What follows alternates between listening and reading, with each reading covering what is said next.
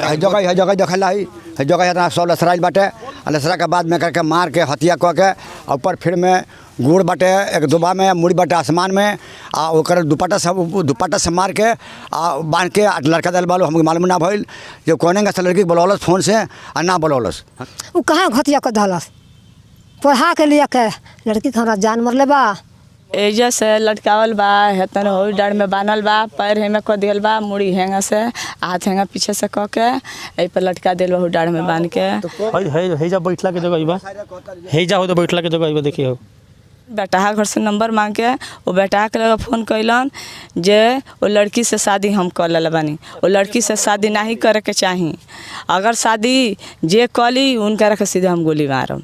नमस्कार जियो भोजपुरिया हम राजेश अभी हम आइल भोरे थाना क्षेत्र के रामनगर गांव में। यह गांव में आइल बनी यह पेड़ वो देख सकतनी शीशो के पेड़ बाबे। यही पेड़ पर एक युवती के गला दबा के हत्या कर देवल गई, फंदा बना के ये पेड़ पर लटका देवल गई। वह घटना स्थल पहुंचल बानी जहां काल ई घटना के अंजाम उ पागल प्रेमी के द्वारा देवल गई जौन उ लड़की से प्रेम करत रहे, ओकरा बाद शादी कैलस फिर ओकर हत्या कर दलस। पूरा रात जाने परिवार वाला एका का नाम बा नहीं ना हमने के खेते बाड़ी आदमी आयल नु वैसे देखल तो हमने के लोग बुलावल तो नहीं देखे है सुतर रहली ओजा द्वार पर नाच बजा होत रहे सब जना हमने के ओजा रहनी जा सुतल बाड़ी बाएँ घींच के लिया के वजह से हमने का मालूम नहीं के चलल घींच लियल बाड़न। तब हमने के कहते जे ऊपर सुतलन बाड़ी बिहाने उठतन जब बोलातन जे तू ऊपर नहीं खी तले एने खेते बाड़ी के और आदमी आइल बा तो कहला बा जे हेजा लक्ष्मीनिया के टंगला बड़ समूह के। तो हमनी के दौड़ल आइल बन जा देखले बन जा तो बुलेट रहे हैं उन्हीं से बुलेट बतियात रही आ बुलेट ई घटना घटौला बाड़न। एजा से लटकावल बा हेतन हो डाड़ में बानल बा पैर हेंगा क दियल बा मुड़ी हेंगा से हाथ हेंगा पीछे से क के ए पर लटका दियल बा डाड़ में बांध के। तो कब से ई बात विचार करतला बुलेट तो ई ढेर दिन से बात विचार करतला तो हमनी के मालूम ना रहल। शादी हमनी के तय कनी जा खूंटा है आ देखो कि हमनी के भोरे कनी जा मंदिर पर तो वही जा उ भांडा ई खुलल ई कैसे बुलेट पाता पौलन तो बेटा घर गलन। बेटा घर से नंबर मांग के वो बेटा के लगा फ़ोन कैलन जे वो लड़की से शादी हम कर ले बानी। वो लड़की से शादी नहीं करे के चाही, अगर शादी जे कली उनका के सीधे हम गोली मारम। वो बेटा के मारे के कहले बना हमनियो के मारे कहले बना अगर शादी कर दे बोलो तो हमनी के गोली मार। फिर काहे मुंगा दलहन काहे मार के टांग दलहन तो बात ही रह गई जे दान दहेज खातिर इतना दिन दान दहेज खातिर हमनी से ना कहले हैं। आई जब दिनवा निचकाइल हो तो कहतरन 2 लाख रुपया हमके नगदी लागता एगो बुलेट गाड़ी लागता तब सदिया करम। तब हमनी के कौन जन जूरी आटी तन दे देम जा उतना ना हमनी के सकान हुई तो कहाँ से देम जा। उहे दुश्मनी कह के लड़की के बोला के प्रेम से आई घटना घटौले बाड़न।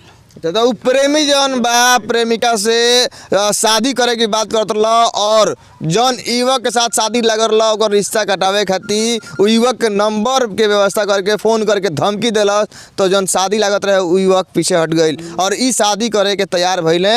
ओकरा बाद से दहेज के लेके बुलेट और 2 लाख रुपया के परिवार वाला के आरोप लगता।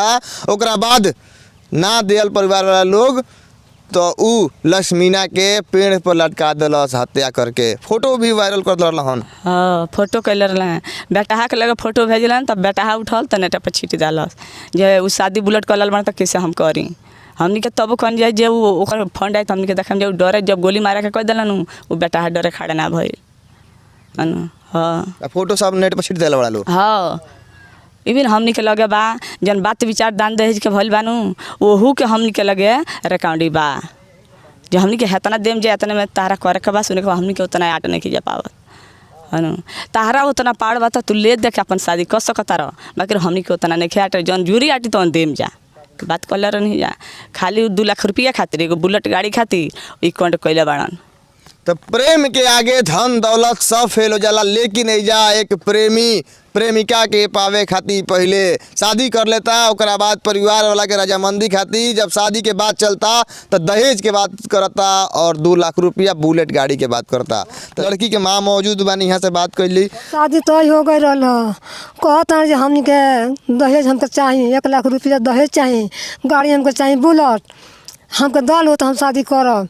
हम कौन हम गरीब गुरबा बानी हम ना सकब तो हम जौन सकब तो दे हम लड़कनी के अपना जौन सकब तो हम दे बाकी तारा है तो ना हम सकान बा हम ना करब।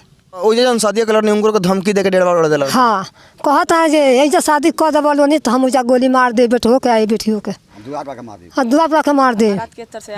बिखो किने गइल बड़ा सब बैठा हो जा बिखो किने गइल बड़ा तहाँ जाके कह देबे बिखो को थाना के किने के नहीं चाहे हल्दी भागत लोनी उन्हें से भाग के चलिए सही। अभी ले वो आदमी ना पकड़ाइल ना। मार के टंगले बा।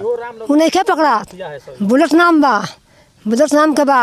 अब बताई हम दहेज ना हमरा अटल तो लड़की के जब हम खड़ा हो गए हम शादी कर दे तेहू कर हम कार्तिक में शादी कर दे हम खड़ा होने हम बेटा कर हम कार्तिक में शादी कर देता नहीं हमारे जरूरत दे दे। वो कहाँ घटिया कर धलस पढ़ा के लिया के लड़की के हमारा जान मरले बा। लड़की कहली हमारा बा भाई के ना जुड़ी हमारा बा भाई के गाड़ी घोड़ा ना जुड़ी हमारा 1 लाख रुपया ना जुड़ी हमारा बा भाई के ना आटे तो हम कहाँ से दे तू अपना बोर्ड से कर तो अपना बोर्ड से ना कैले से लड़की ने बुला के हमारा जतिया कर दहलस। कितना साल से लोग के बीच चलता प्रेम प्रसंग? 2 साल से चलता रहा 2-3 साल से चलता रहा तभी आवा हमके मालूम ना भइल जब खुदा तय भइल ताना बेरा भी भंडा खुलल है जगह देखल है जगह इतना सब लसराइल बाटे लसरा के बाद में करके मार के हत्या कऽ के ऊपर फिर में गुड़ बाटे एक दुबा में मुड़ी बाटे आसमान में आ ओकर दुपट्टा से मार के आ बांध के लड़का दल वालों हमको मालूम ना भइल जो कहने से लड़की के बुलौलस फोन से आ ना बुलौलस हनु आ लड़की के बोला के लिए हत्या कऽ के मारा वाली सन सुबह देखे ताले कोई संबंधित जानकारी भइल ओकर बानिया दे देता जे बुलेट के सही से सब नाम निशान बाटे सब पूजा बाटे आ पहले धमकी दिल रहे जे अगर ना मन बोलो तो दुआर गोली हम मार के छोड़ो हनु।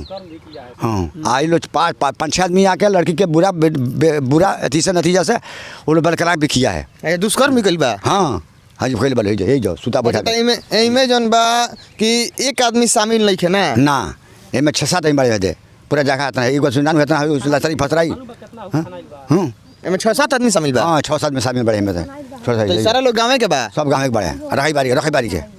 हाँ तो सारा लोग जन बा गांव के लोग पर आरोप लगता कहनाम बा परिवार वाला के कि हत्या के पहले लड़की के साथ दुष्कर्म कइल बा ओकरा बाद गला दबा के हत्या करके इस शीशो के पेड़ पर लटका देवल बा। पीड़ित परिवार इंसाफ के मांग करता अभी तक कोनो प्रकार के आरोपित के गिरफ्तारी नहीं के भइली। वीडियो के रुआ ज़्यादा शेयर करी वीडियो रुआ यूट्यूब फेसबुक पर मिली। हैजा बैठला के जगह बा हैजा हो तो बैठला के जगह देखिए हो आज मैंने जौन लोग के थी बा मैंने आज जाके FIR कैले बोलो आज के बाद में प्रशासन कुछ करी जौन सही जांच पड़ताल करके जौन कानून होके के चाहिए जौन एक विधि को चाहिए तौन करे के चाहिए प्रशासन के। 2 बजे कहला दुर्गा साहब जे 2 बजे तू आबो 4 गो अपन 5 गो अथी लेके गवाह लेके और बाद गवाह हो जाए तो हम गिरफ्तार करब।